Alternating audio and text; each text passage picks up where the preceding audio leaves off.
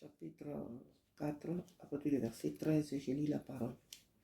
À vous maintenant qui dites, aujourd'hui ou demain, nous irons dans telle ville, nous y passerons une année, nous trafiquerons et nous gagnerons. Vous qui ne savez pas ce qui arrivera demain, car qu'est-ce que votre vie? Vous êtes une vapeur qui paraît pour un peu de temps et qui ensuite disparaît. Vous devrez dire au contraire, si Dieu le veut, nous vivrons et nous ferons ceci ou cela. Mais maintenant, vous vous glorifiez dans vos pensées orgueilleuses. Ces choses mauvaises de se glorifier de la sorte. Celui donc qui sait faire ce qui est bien et qui ne le fait pas commet un péché. Amen. Alors ici ce matin, la parole de Dieu par notre frère Jacques nous donne un avertissement parce que souvent on croit que le péché, nous on voit le péché en tant que le vol, le meurtre, l'adultère et tout ce que nous avons fait nous-mêmes comme plateau, comme tableau plutôt. Et quand ces choses on ne les fait pas, on croit que oui, on ne pêche pas. On ne fait pas de grands péchés devant Dieu parce que on ne vole pas, on ne ment pas, on ne commet pas tel les crimes, donc on ne pêche pas. Nous péchons. En dehors de toutes ces choses, il y a encore plus grave qui existe, l'orgueil. Parce que nous exprimons l'orgueil dans notre langage, nous exprimons l'orgueil dans nos regards, nous exprimons l'orgueil dans tout, dans notre manière de nous comporter, dans notre manière de penser, dans notre manière de faire, dans notre manière de parler. L'orgueil se manifeste. Et voilà pourquoi l'Esprit de Dieu ce matin nous met garde à ce que cette parole qui s'adresse à nous en tant que l'Église, puisque les païens ne l'attendent pas, les païens ne la méditent pas, mais c'est nous qui la méditons jour et nuit, c'est nous qui la connaissons. Donc, elle s'adresse à nous qui sommes là ce matin, présents. Amen. Cette parole nous met en garde. Donc. Elle nous prévient. Elle ne veut pas, en un mot, que nous parlions comme les gens du dehors. Elle ne veut pas que nous ayons le même langage que ceux qui ne connaissent pas Dieu. Parce que nous savons que si Dieu n'a pas ordonné, comme il le dit dans le livre des Lamentations, qui dit qu'une chose arrive sans que Dieu ne l'ait ordonné, ne l'ait permise. Amen. Donc nous devons comprendre que tout ce que nous avons, tout ce que nous faisons sur cette terre, la permission est donnée par l'Éternel. La Bible dit même que le malheur est fait pour... le jour du malheur existe pour une raison. Le jour même du malheur existe pour que l'homme se met à réfléchir. Amen. Donc tout est fait pour un but. Et celui qui a fait toutes ces choses pour un but, ce n'est pas l'homme, ce n'est pas un démon, encore moins leur père Satan. C'est Jésus-Christ. Dieu a fait toutes choses pour une raison.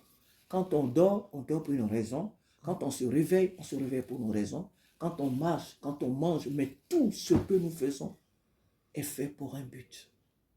Et puisque tout est fait par l'Éternel pour un but, alors nous ne pouvons nous détacher de celui qui a tout fait et puis nous proclamer comme étant les chefs de ce que, comme si nous étions les maîtres de nos mouvements. Tu vas au travail, non mais c'est parce que tu devais vivre que tu vis quoi. C'est parce que ton temps n'est pas encore arrivé, c'est pourquoi tu vis. Non, tout est fait pour un but. Et c'est pourquoi nous devons tenir compte de ce dernier, de celui-là, de ce Dieu-là. Nous devons tenir compte dans nos langages. On ne doit pas dire demain, ah non, demain je vais faire ça. Demain je vais aller voir ma soeur, je vais aller voir mon frère. Demain je vais au travail. Ah, demain je dois faire ça. Ah, souvent on a honte ou on a peur de dire au milieu des gens que si Dieu le permet. Ah non, mais parce qu'il ne faut pas dire Dieu au travail. Ah non, mais il ne faut pas parler de Dieu. Donc tu vas, ah, à demain. Quand les collègues on se sépare, on dit à demain. On ne dit pas, si Dieu le permet. Nous refusons d'être uniques. Nous refusons d'être particuliers. Nous refusons d'être vraiment uniques dans notre milieu. Et on a le langage des païens. Ah, le soir, on a fini de travailler, on se sépare les collègues. Au revoir, à demain, à demain. Mais qui t'a dit que demain tu seras là? Qui est-ce qui t'a dit que demain, d'ailleurs même tu vas à la maison, qui est-ce qui t'a dit que demain, là où tu es sorti du travail, tu vas arriver chez toi à la maison, pour ne pas parler même de demain.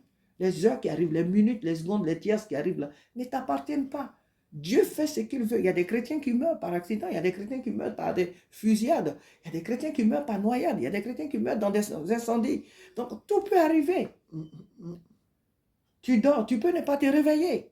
Tout peut arriver aussi aux enfants de Dieu. On vit encore sur la terre ici. Donc, qu'est-ce qui prouve que c'est toi qui tiens ta vie entre tes mains pour que si Dieu le permet. Et ici, il n'y a pas que Jacques qui le dit. C'est depuis même dans les proverbes que Salomon nous le dit par l'Esprit de Dieu.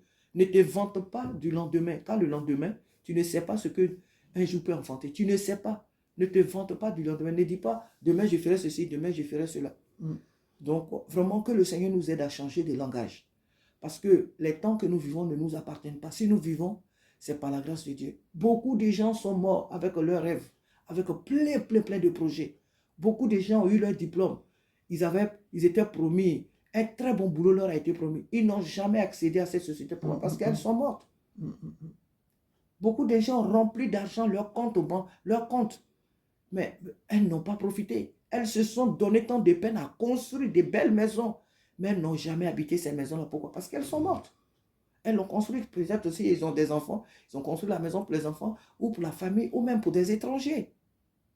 Elles n'ont jamais habité ces maisons-là. Donc, tout ce que nous faisons sur cette terre, nous devons tenir compte de celui qui nous a créés. Parce que c'est de lui que dépend notre oui et notre amen. C'est de lui que tout dépend. C'est de lui que tout dépend. Donc, tenons compte dans notre langage, tenons compte de notre Dieu. Ah, demain, je vais faire ça. Si Dieu le permet, demain, je ferai ceci et je ferai cela. Si Dieu le permet. Ah, si Dieu le permet, dans la journée, peut-être que je vais faire ça. Ah, c'est pas un jeu, c'est pas qu'on joue avec le nom de Dieu, non.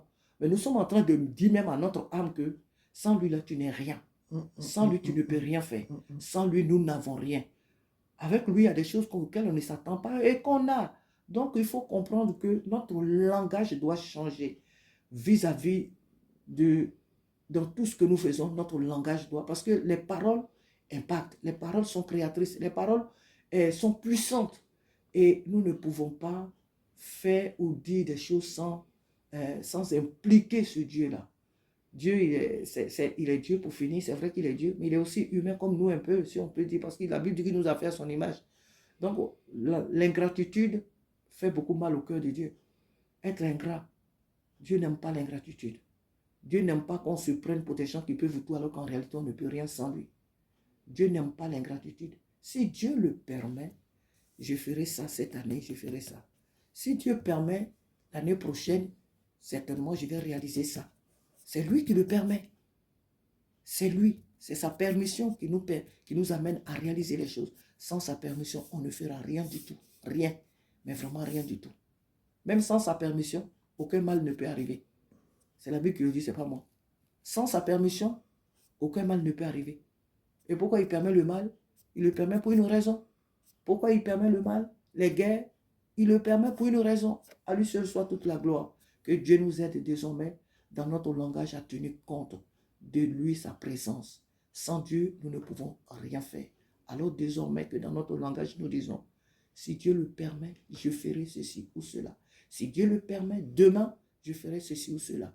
Tout ce que nous devons faire, non seulement nous devons tenir compte de Dieu dans le futur, mais même dans le passé, même dans le présent, c'est Dieu qui m'a permis d'avoir telle chose. C'est Dieu qui avait fait que j'avais eu telle chose. C'est ça le témoignage, c'est ça la reconnaissance, c'est ça impliquer Dieu dans notre existence, parce que c'est ce qui est vrai.